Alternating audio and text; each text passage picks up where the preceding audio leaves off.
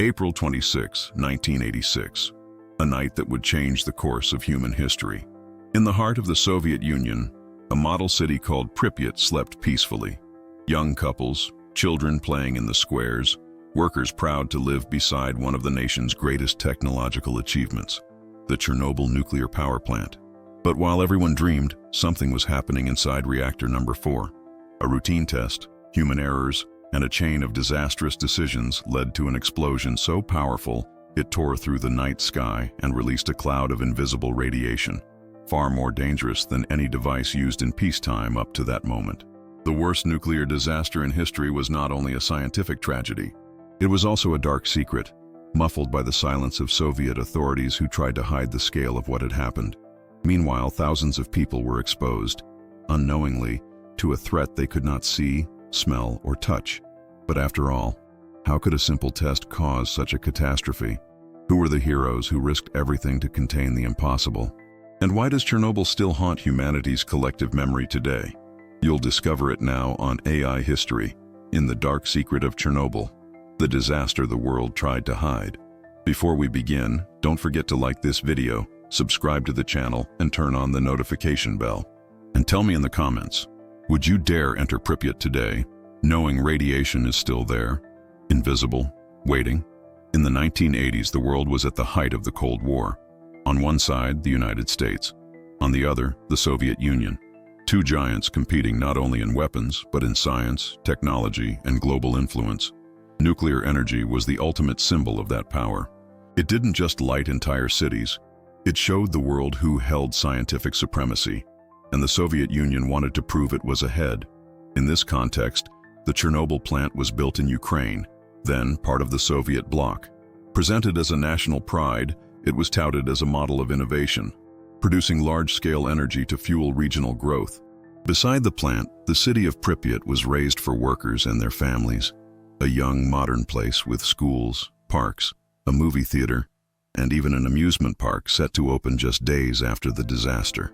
For many, living in Pripyat meant belonging to a technological elite. But behind the official rhetoric of progress, there were hidden flaws. The RBMK reactors used at Chernobyl had safety issues known to engineers. Internal documents pointed to vulnerabilities, but criticism was stifled in the name of national pride. In the Soviet Union, admitting failure was seen as weakness, and weakness did not suit political propaganda. Thus, Chernobyl became not just an energy project, but a political symbol, a showcase of Soviet might. And it's precisely when politics overrides science that history's greatest disasters find room to be born. It was the early hours at Chernobyl. In the control room of Reactor 4, engineers and operators prepared for a safety test. The goal seemed simple: to verify whether, in the event of a power failure, the reactor itself could generate enough electricity to keep the cooling pumps running until the emergency generators kicked in. In theory, a routine procedure. In practice, a recipe for disaster. Under pressure from deadlines and Soviet bureaucracy, operators made grave mistakes. They ignored safety protocols. They disabled automatic protection systems. And they continued the test even when indicators showed something was wrong. At 1:23 a.m., the unexpected happened. The reactor became unstable, and within seconds, a devastating explosion rocked the plant. The 200-ton lid was hurled into the air. The building was destroyed, and a cloud of invisible radiation began to escape into the atmosphere. The workers in the control room barely had time to grasp what had occurred. Many believed it was only a steam explosion. No one could imagine that the core of the reactor had been destroyed, and that tons of radioactive material were now scattered across the site. Meanwhile, the city of Pripyat, just 3 kilometers away, slept in silence. No one knew that the very air they breathed that night carried an invisible enemy. Right after the explosion, the plant was in chaos. Firefighters were called to fight the blaze. Unaware, they faced something far more dangerous than ordinary flames. They climbed rooftops without proper protection, exposed to extreme levels of radiation. Meanwhile, in Pripyat, life went on as usual. Children went to school, families shopped, and many residents climbed rooftops and bridges to watch the glow of the fire at the plant, without imagining the invisible danger drifting through the air. The darkest decision came from above. Soviet authorities chose to downplay the severity of the situation. The city's evacuation was delayed by nearly 36 hours, enough time for thousands to be exposed to radiation. When the evacuation order finally came, Pripyat's residents had only minutes to prepare. They boarded buses believing they would return in a few days. They never did. While the Soviet Union tried to suppress the news, something unstoppable was already occurring. A radioactive cloud traveled on the wind, crossing borders and spreading particles over several European countries. Only when scientists in Sweden detected high radiation levels did the world realize something terrible had happened in the Soviet Union. Chernobyl was no longer a local disaster. It was a secret that could no longer be hidden. Amid the chaos, there were men and women history almost forgot. They wore no capes or armor, but without them, Chernobyl would have become an even greater catastrophe. The firefighters were the first to arrive. Many climbed burning rooftops to fight the fires, unaware they were walking on pieces of the reactor's graphite, materials releasing radiation at lethal levels. Then came the liquidators, hundreds of thousands of soldiers, engineers, and volunteers sent to contain the contamination. Some dug tunnels beneath the reactor to stop heat from reaching groundwater. Others removed radioactive debris with their bare hands, in shifts of mere seconds, because staying longer meant risking their own lives. Helicopter pilots flew over the open reactor to drop sand, lead, and boron in a desperate attempt to contain radiation. Many of these people never received the recognition they deserved. Their stories were silenced by the Soviet regime, which preferred to hide the scale of human sacrifice. Without them, the explosion would have contaminated even more of Europe and could have rendered vast regions uninhabitable for centuries. Even facing an invisible enemy, these heroes chose to confront the impossible. Chernobyl did not stay within Soviet borders. The explosion released an amount of radiation estimated at 400 times that of the Hiroshima bomb.